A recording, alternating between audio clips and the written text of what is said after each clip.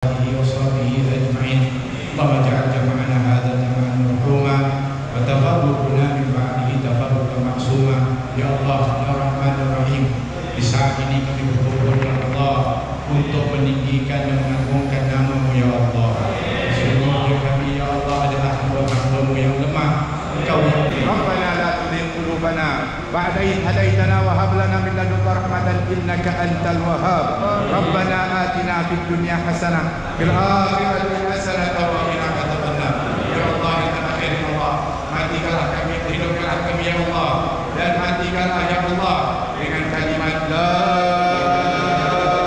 ilaha illallah Muhammadur Rasulullah sallallahu alaihi wasallam, dengan hakikat yang sebenarnya ya Allah.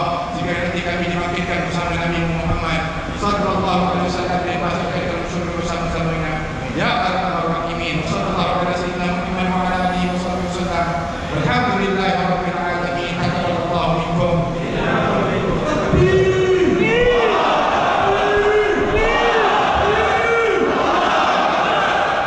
Bismillahirrahmanirrahim. Assalamualaikum warahmatullahi wabarakatuh dan selamat datang kepada semua para wartawan yang hadir pada petang ini. Terima kasih kerana sentiasa memberi support kepada semua sesi-sesi perbincangan yang diadakan oleh panel.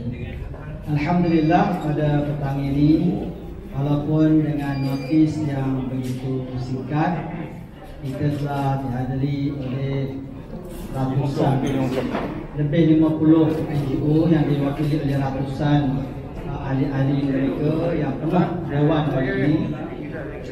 Jadi pada petang ini kita akan membuat kenyataan media berkenaan dengan isu kalimah Allah. Dan bersama-sama saya pada petang ini adalah sahabat pimpinan dari Pembelet, sebelah kiri saya Datuk Zainul Rijal selaku Kepala Pengurusi, Ustaz Masrizi Pengurusi, dan Saudara Mahmud setiausaha kita, dan kita dihadiri juga oleh Pak Habaib, Ustaz Syahadan dan Ustaz Najamuddin, dan juga pimpinan-pimpinan NGO yang ada di belakang di sini yang saya tidak sempat nak sebut satu persatu. Kita telah mengadakan perbincangan selama sejam setengah, bermula pada pukul 3 sampai lebih sejam setengah, hampir 2 jam perbincangan, dan semua NGO telah diberi ruang untuk bercakap dan mengumpulkan pandangan mereka terhadap isu yang sangat penting, dan semua sekali melahirkan rasa begitu sensitif, terkilan terhadap keputusan yang telah dibuat oleh mahkamah baru-baru ini. Baik, saya akan bacakan kita punya resolusi, dan selepas ini saya buka kepada para wartawan kalau ada ingin nak ditambah. Okay, Bismillahirrahmanirrahim. Resolusi perjumpaan terkempa NGO Islam 14 Mac 2021. Isu kalimah Allah, keputusan Mahkamah Tinggi. Kami ingin menzahirkan rasa terkejut dan kecewa dengan keputusan Mahkamah Tinggi yang mendapati larangan penggunaan kalimah Allah oleh bukan Islam adalah salah dan tidak mengikut lembaga persekutuan. Ini bercanggah dengan keputusan Presiden kes Mahkamah Persekutuan sebelum ini.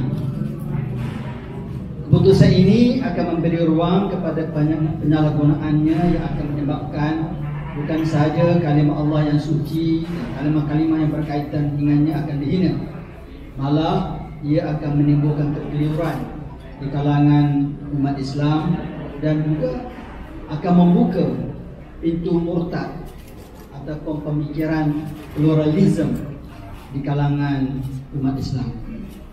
Kami menyela mana-mana pihak yang tidak bersungguh-sungguh untuk menggunakan kalimah suci ini, yang jelas mereka ini tidak sensitif dan sengaja mahu menimbulkan perselisihan di kalangan penganut agama. Malah ada pemimpin politik DAP yang melahirkan rasa syukur dengan keputusan ini.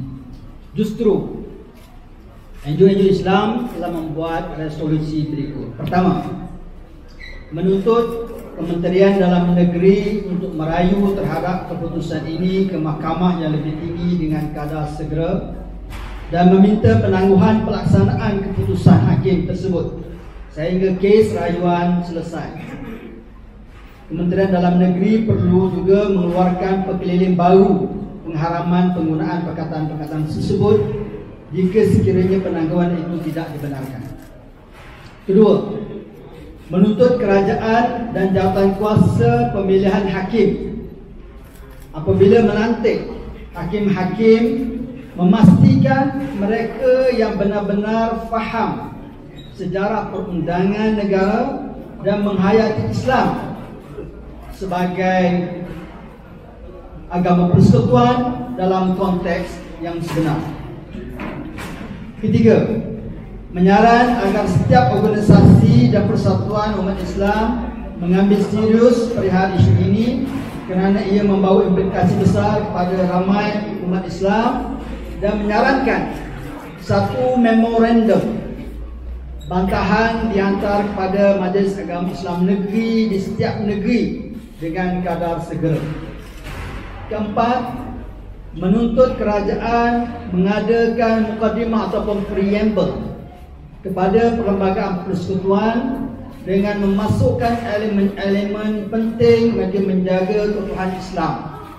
Yang ini kita akan minta tim peguam kita yang ramai, kalau kerajaan memerlukan, kita sanggup memberikan bantuan dari segi teknikal bagaimana nak memasukkan preamble di dalam perlembagaan persekutuan. Kelima, menggesa Dewan Bahasa dan Pustaka selaku badan berautoriti terhadap bahasa di negara ini untuk memberikan definisi God sebagai Tuhan bagi menghilangkan pertikaian yang akan timbul. Keenam dan terakhir, kami memohon ampun dan perkenan Raja-Raja Melayu selaku ketua agama Islam bagi negeri masing-masing mengambil tindakan segera untuk membetulkan keadaan supaya Islam tidak terus dihina dan dipermainkan. Jadi itu sekian kenyataan. Bekaskan Islam, bekaskan Islam. Ya, bekaskan Islam. Jadi saya minta mungkin Datuk tambah. Okey, saya buka pada soalan. Kalau ada apa-apa soalan nak tanya, kalau saya boleh jawab, lawyer mungkin boleh jawab sama saya dan juga salah semuanya. Silakan.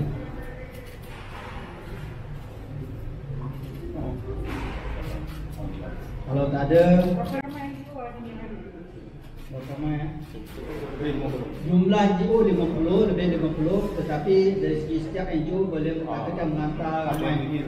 Ada di saya penuh dewan tadi penuh dengan penjarakan sosial, easily 200 setengah macam itu. Kerana dewan kecil, kita tak dapat memuatkan sebab dalam COVID ini sebenarnya ramai yang lagi yang nak hadir. Tapi oleh kerana masa yang terhad, dewan pun terhad, jadi bilangan pun kita had.